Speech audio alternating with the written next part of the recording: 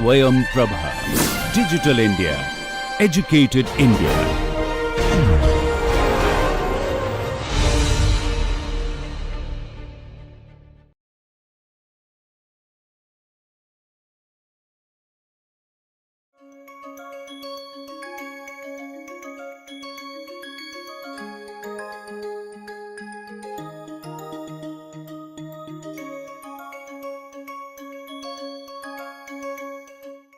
Now we'll start with the next part of the mathematical modeling topic. So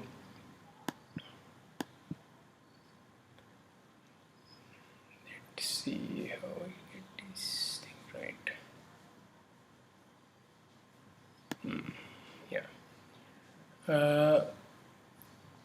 Okay, so what we are going to look at is now if the motor is added with the load. So far we have seen the modeling of motor and friction. So different models of friction we have seen. Although those models were defined for a block on a flat surface, those models can be easily seen to be translated into a rotary kind of a joint, friction at the rotary joint, as in the bearing case in the motor. Okay, so that part is this friction here, and now what we are going to do is typically motors are not alone, they'll have some load or some application to be driven, and when that application is getting driven by the motor, this torque corresponding to that on the motor side will come. Okay, so this is like a load torque, but which is seen on the motor side. Okay, so that's why this torque tau ml. Okay, this m stands for the torque on the motor side, and L is it's actually because of the load. So now say we have this load, as we have seen in the CD-ROM drive, some kind of a belt drive operated here.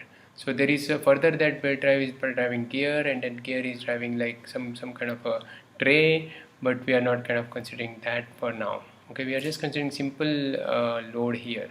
Okay, simple gear kind of or the belt driven rotary disc here.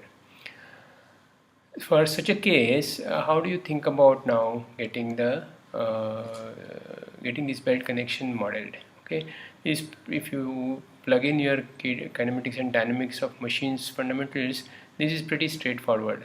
Remember, this is like a rigid joint, rigid body motion, but this is rotary motion for the rigid body. This is one rigid body and this is another rigid body, and there is a coupling of belt in between. Now this belt is considered to be some kind of a rigid coupling, and it also has is a massless kind of a coupling. Okay, normally belts, if you see, they are stretchable. Okay, one can stretch it and they will have some kind of a flexibility. We are not modeling that flexibility here.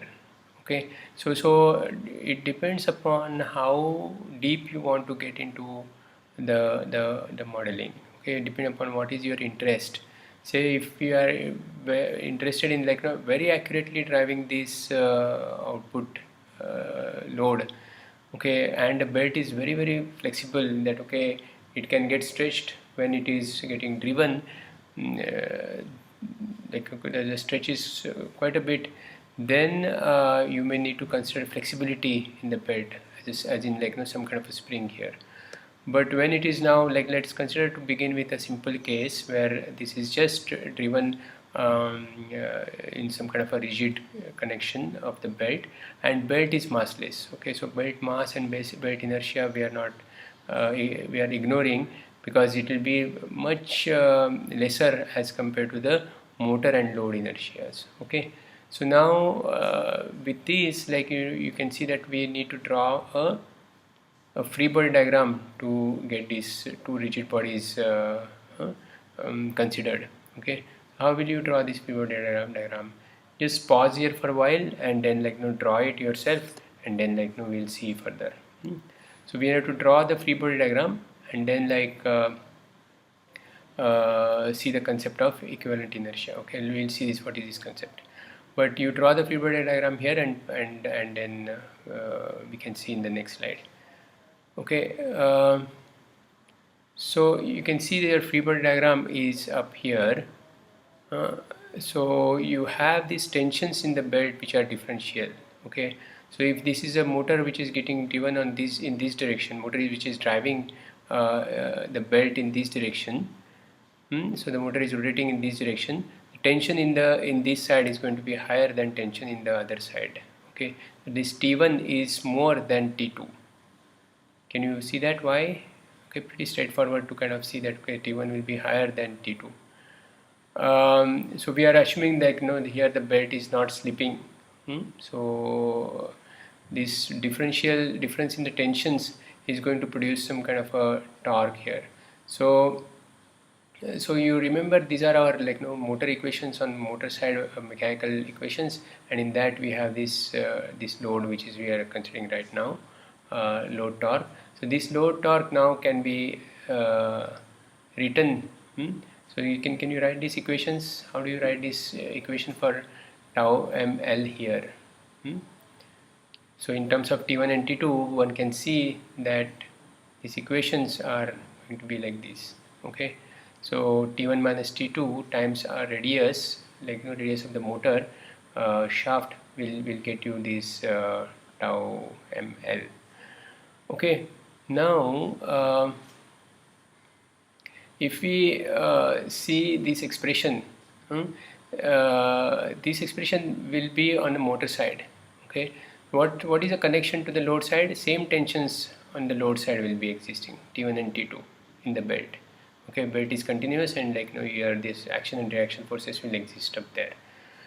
Now one can write this tau ml is equal to tau m, tau on the load side is equal to, in terms of these two tensions on the load side. Okay, so let us call that torque as tau L.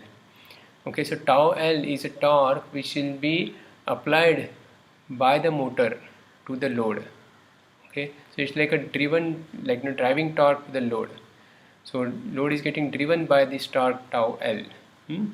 And when load is driven by the torque tau L, on the motor side we see the torque ml as a load torque, tau ml. So that is how we can consider this. So if you feel this is little, I mean, you can see the same thing without even considering this this tau ml or tau L as a separate kind of quantities. Okay, these are just variables to kind of physically understand stuff more nicely actually.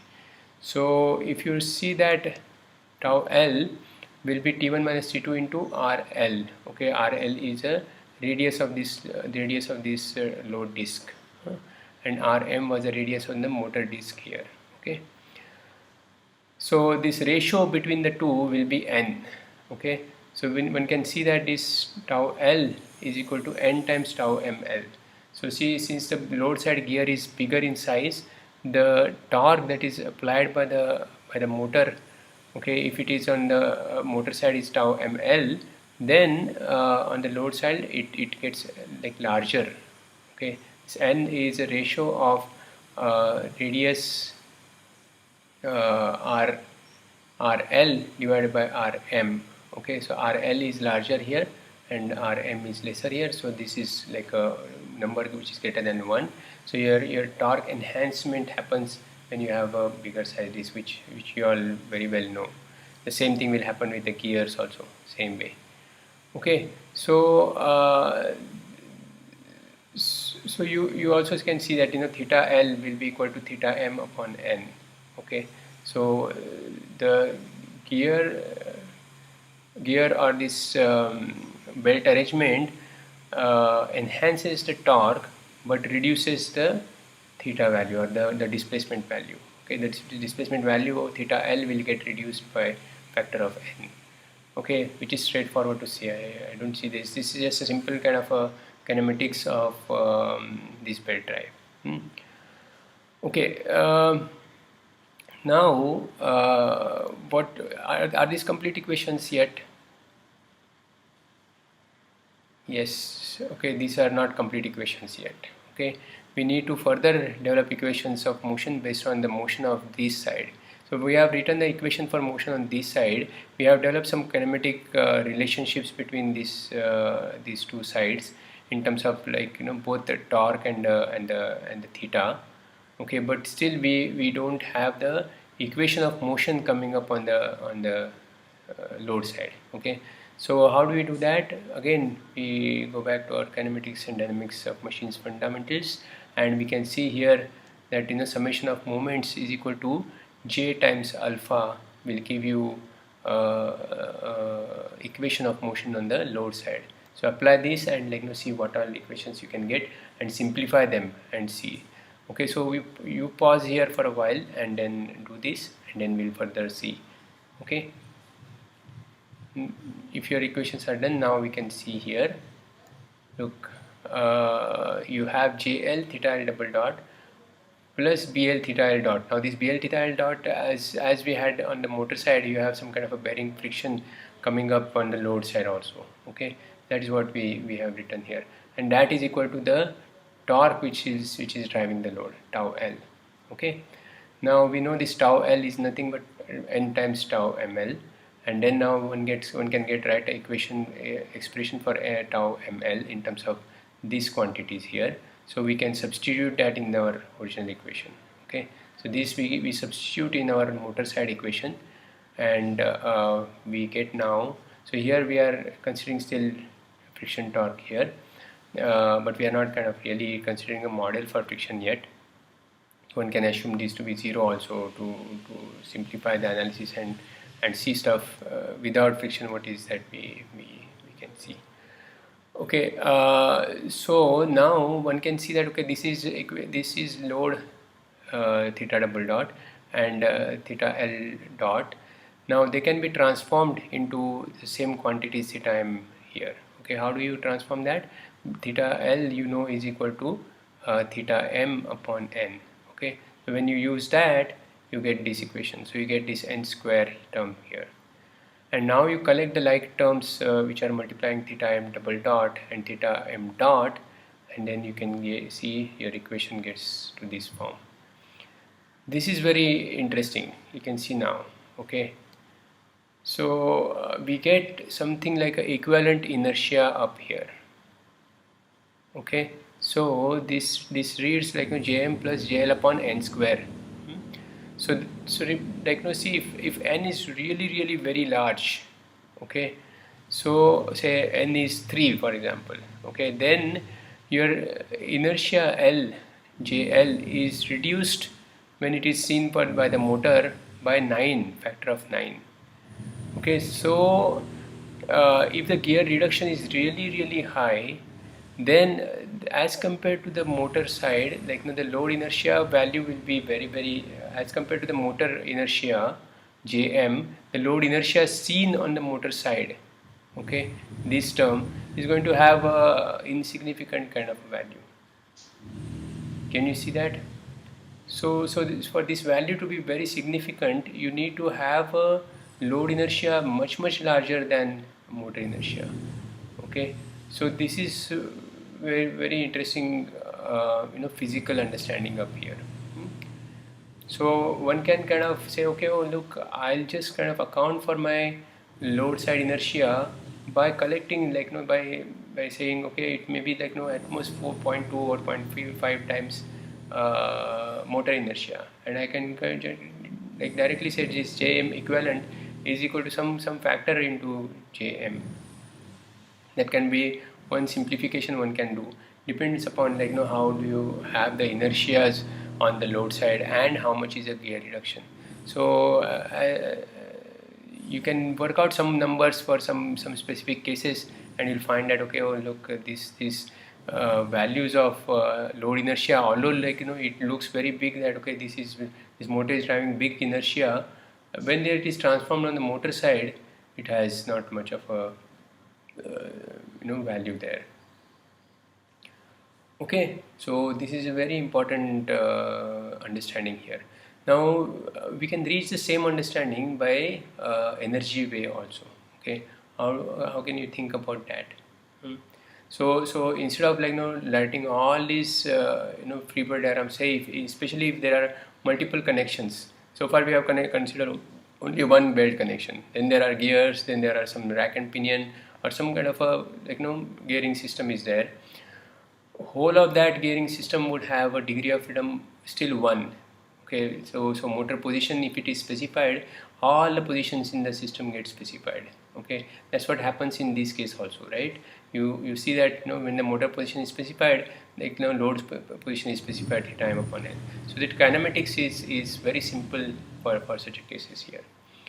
So in that case, we can do some energy analysis, a little bit of energy analysis, and reach the same conclusion. How we can do that? We can see it here. Okay. So total kinetic energy, if I want to write here, one can say that see from the motor side, the kinetic energy is Jm theta m dot square half, and load side it is Jl theta l dot square. Okay, there is no translational kinetic energy, and there is no nothing translating here. So we are again ignoring the belt effects. Okay, so belt inertia is ignored here. Okay, so this kinetic energy, again one can see this transformation of load side theta position versus motor side position, and after that transformation is applied, you can get the same kind of a equivalent inertia term here. Okay, so this is like equivalent inertia as seen on the motor side. Okay, so by using the same kind of a principle for damping energy, okay, which is half times damping factor times theta m dot square, okay, or theta dot square in general, then one can write the damping also in a similar way, and you get equivalent damping, and then one can see that this whole thing translates into the same kind of a governing equation as we had seen for the case before. Okay, by using the Newton's analysis by drawing free body diagrams. Okay, so this is a very important kind of consideration, that okay, one can directly use total kinetic energy and get to the same point. Okay, kinetic energy and of course the damping energy and things like that. Okay, so you can reach this equation by using the energy way much in the simpler form without drawing the free body diagram. So this T1 T2 doesn't come into picture when we write this kinetic energy. Okay, so now this can be applied to a little bit more kind of a complicated cases also. So you have now here one gear driving the other gear, then other gear driving the third gear, then they are driving the rack and pinion, and some kind of a mass is attached to the rack and pinion, which is our CD-ROM head mass. So this is a kind of a system where we can apply this now, and one can see some kind of a simplified form of expressions coming up there. Okay, so you may draw some schematic and try this out yourself if you want to. I'm just kind of giving you some kind of a small schematic here to just prompt how things will happen. Okay, but really you need to draw your own kind of expressions. Okay, you derive your own expressions and then come to this stage and see if they are matching and things like that. So you can see here there are this is a motor inertia Jm here. Load inertia I am considering only one kind of a gear instead of two gears, two reductions here, and then you have the rack and pinion which is driving this mass. This is the mass of the CD-ROM head. Now if you see the kinetic energy, again you can write the same kinetic energy for Jm and Jl, but the kinetic energy for the mass will be now half mx dot square. Okay, now we need to know only the kinetic relationship, kinematic relationship between the x and theta. Okay, so theta L for example is theta m upon n, and once you know the theta L, then you know this gear radius, say RL2, then RL2 times theta L will be x. Okay, So r theta is equal to x, that kind of a relationship we can use.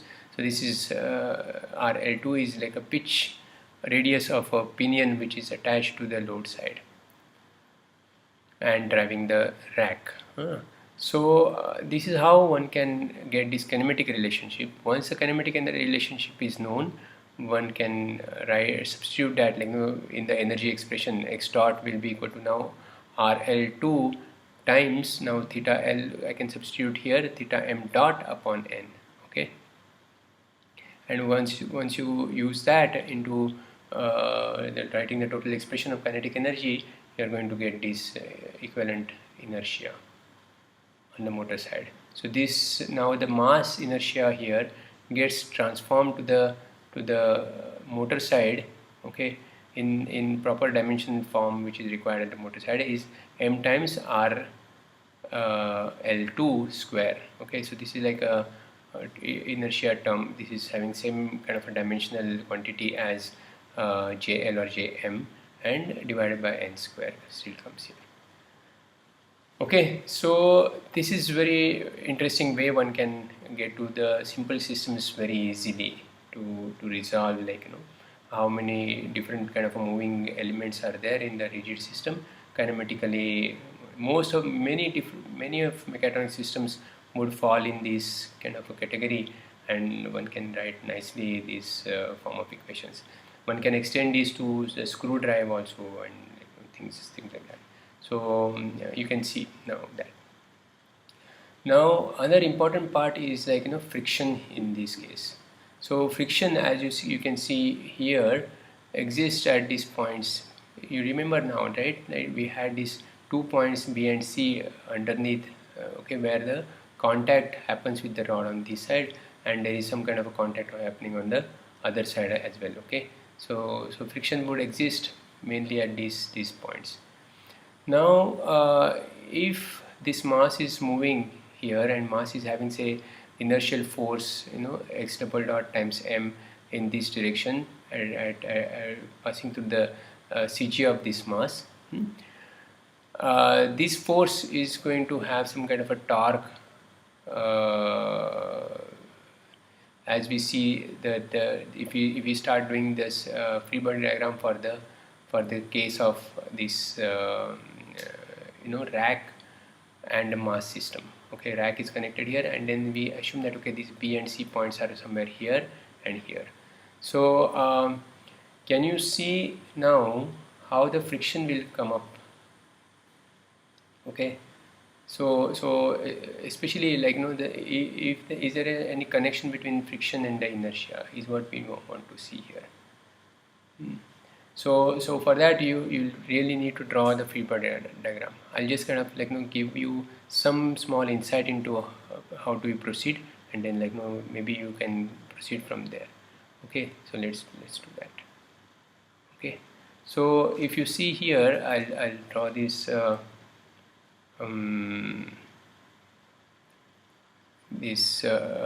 rack. Okay, so I'll just draw some schematic for the rack. Okay, and sorry, you have this here, and then you have this big mass coming up here.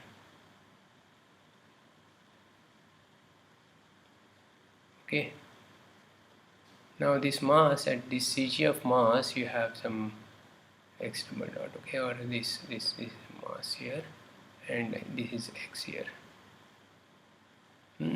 Now these are the points where, like, some kind of a contact is happening with the rod. So there is a reaction that is going to get developed at these points. Okay, so some reaction will be there at, we call these points as B and C. And there is this reaction here, and there is this reaction here. Now so say, let's assume this reaction to be, say, in this direction, and this reaction is in this direction. Okay, so if I want to write the equations of motion, how will I write here is what you need to think. Okay, so summation of forces in x direction is equal to mass into x double dot. Okay, is what I would write. Now at these points where these normal reactions are produced, there will be some friction that will be produced, okay, which is in the opposite direction, the motion. Okay, so there is some kind of friction which is in the opposite direction to the motion. That's going to happen there. Okay, then summation of forces, say y direction, the perpendicular direction, okay, are going to be 0. Okay, because there is no motion in y direction. Okay, so let's say this is y direction here. Okay, I just put this because like no right hand thumb like there is a y direction that you'll get. Okay, so can you see now what is happening? And I'll also have equation for the moment, right?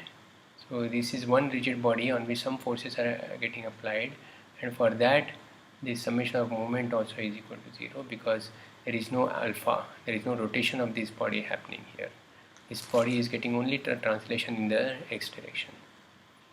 Okay, so we use these equations of motion and one can see that these reaction forces, say whatever this, let's say call this as NB here, and this is a NC here. Okay, so you'll get from this equation you will get NB is equal to NC.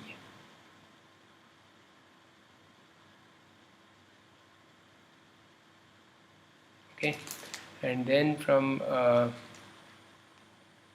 this equation one can write, so your friction force here, say this is FB or FFB, and at this point we have say force FFC.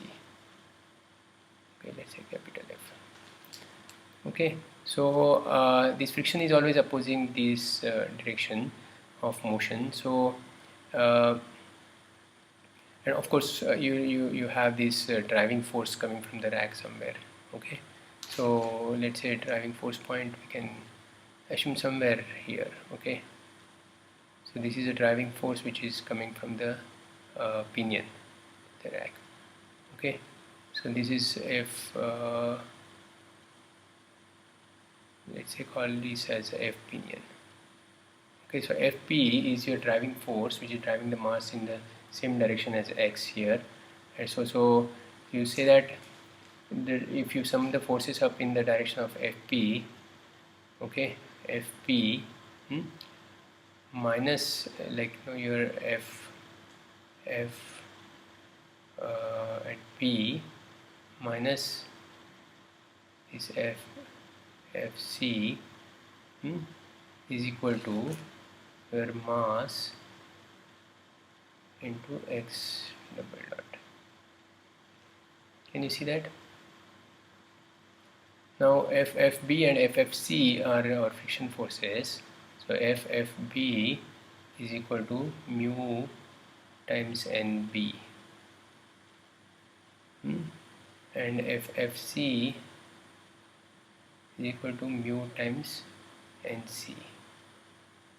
But we don't know what is NB and NC yet. Okay, but we just know that okay, they are both equal. So we need to plug in this moment equation here. Okay, so now summation of moments you take about what point? Say if you take the summation of moments about the center of mass. Okay, so if you take about center of mass, then you get the equation, so mcg here. Okay, so then so the moment created by NB is in this clockwise direction, so you have say some distance between NB and NC. So let's first name the distances here. So you say this is x1 or xb and xc. So xb is the distance up to the point B from the center of mass. Okay, and likewise you will have xc distance coming up here. So you'll need to kind of consider nb times xb, okay, in the clockwise direction, plus nc times xc, again clockwise direction, will be opposed. Okay, you'll have this friction, say friction moment up here also, so that is in anti-clockwise direction. So minus, now your fb plus fc. Okay, now I can consider this fp also acting as a similar kind of a point, so minus fp, okay, fp is in opposite direction, times say y, some distance y p, let's say. Okay, so this moment is equal to 0. Okay, this is what I'll get from here. Okay, now one can see that this fb plus ffc minus fp, okay, is minus mx double dot.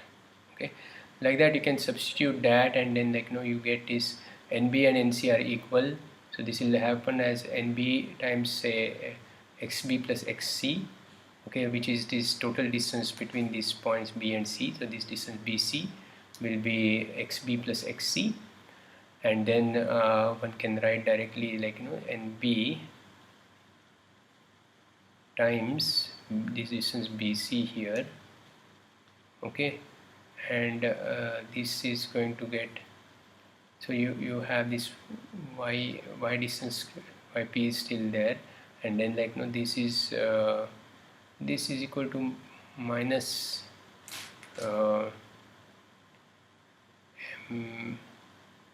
x double dot, okay, as fp plus fc minus fp is equal to minus mx double dot, this is minus this plus, and times yp. Okay, so this is the kind of a relationship you'll get for nb, and you substitute that nb up here. Okay, we'll substitute nb here or here, whatever, and you get this in this equation. Okay, and you get some simplification then. So you'll find here now this friction forces are dependent upon this mu and n value, and this n value is itself is dependent upon the x double dot term. Okay, so this, since these reactions are dependent upon x double dot inertia here, so you can see in this on this block here, see this, if this distance b and c, distance between b and c is very small, okay, then this nb and nc are going to be very large. See this bc value, if it is very small, okay, this value is smaller, then for the same mx double dot here, okay, mx double dot here, your nb value is going to be very large. Okay, see if nb is higher, these reaction forces are higher, then that's not a very good situation, because correspondingly your friction forces are going to be higher. Okay, so friction forces are dependent upon these reaction values. Okay, so that's why we want to kind of keep this distance bc larger, so as to reduce the friction force in the system. You see that at some point you may get into a situation that these reactions are so high that you'll have very large difficulty in moving the block. So this is how one can see the friction coming up in the system, and the need for these points B and C to be far away from each other. Then your friction forces are going to be lower. So if you think that okay, you will support only at one point, okay, so say you have a, let's see, you have this mass and it is guided only at one point on this side here, okay, guided only one point, single point here. Then only whatever distance over which it is getting guided, the ends of that those will get will be points B and C. Okay, and since they are so close together, you may feel that there is a situation of jamming coming up there. Okay, so this is how one can think and analyze the friction for such a case. Okay, so clear this part. So these are the ways to think about and generate the equations of motion that you want to use for your system, and further use them in the control development later, or in the synthesis of a system. Say in this particular case we want to push these B and C points far away from each other to reduce the friction that is happening in the system, and then you get this equation of motion here. Now from here it is not very direct connection as in the energy based connection to the motor side, how the friction happens to the motor side. That's not very apparent here. You need to write this equation down, and then one can kind of transform that to the motor side. Okay, so when you have friction forces to be accounted for, energies may not help you really well, but you can still see that okay, the forces are getting still translated in terms of some kind of a gear ratio. Okay, gear ratio and rack and pinion kind of a drive kinematics. Okay, so those kind of parameters may scale your friction forces in some way. Okay, so I will leave it to you to explore that further and develop complete model for such a system, and see okay what are the equivalent forces coming, or how the friction is coming to the motor side, this friction what we are talking about here. So that you can derive yourself and look at that in more detail later. Okay, so let's come back to our slides. So now this friction force, whatever you are considering in here, can be now considered as one of the models, that 4 models that we have developed for the friction, and then your equations will be fully ready for either simulation and analysis purpose or for control development purpose. Okay, now let's see a little more complicated cases. So when you have a slider crank or some kind of a mechanism that is driven by your motor, then you need to see, okay, think about, say, this question, okay, what is the dynamics for such a case? In terms of this question, one can see that for a constant torque, what would be time evolution of the position? So one of the quiz problems that we had, okay, where you are given a simple link attached to the motor and it is driven, and what is the time evolution of the position of that kind of a system. Okay, so if you have a slider, so this was a simple single link. Now if you have a slider crank kind of a mechanism, then there will be a little more complications, although again those systems have single degree of freedom. Okay, slider crank mechanism or 4-bar kind of a system, those are again simple systems in terms of degrees of freedom, only 1 degree of freedom, but there are complications in terms of nonlinear terms that are coming, and one can get to the energy methods then to handle such things. Okay, so we'll then next topic that we'll see is the Lagrangian formulation, which is completely energy based. There we don't need to consider the free body diagrams. Okay, that's a plus point for Lagrangian formulation. So that's what is the next topic that we will start with. Okay, all right, so we'll stop here for now.